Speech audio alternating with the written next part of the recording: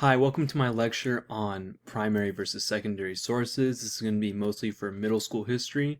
So diving into it, what exactly is a source? So sources are pieces of information that explain what happened in the past. There can be many kinds of sources such as books, articles, music, stories told through oral mediums, and artifacts as seen on the side right here. So primary sources are pieces of information that were made in the same time period we are discussing by someone who lived through it or lived near it. As we can see on the side, these are World War II soldiers reading a newspaper exclaiming Hitler dead, so that would be a primary source right there, because that was published during World War II. Secondary sources are pieces of information that were made after the time period we are discussing by someone who did not live through the time period, or someone who did, but wrote about it years later. A good example of this would be any type of biography. This one on the side is of Milton Hershey. This was published in the year 2007.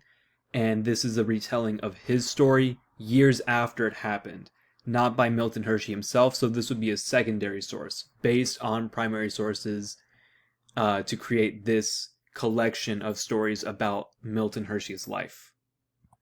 So why is it important? Differentiating primary sources and secondary sources is vital to historians because each source has something different to offer.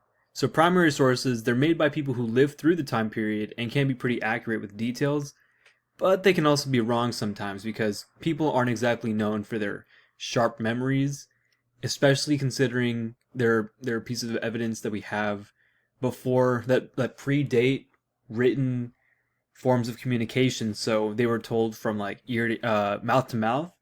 So details could get messed up, and it's not always exactly accurate.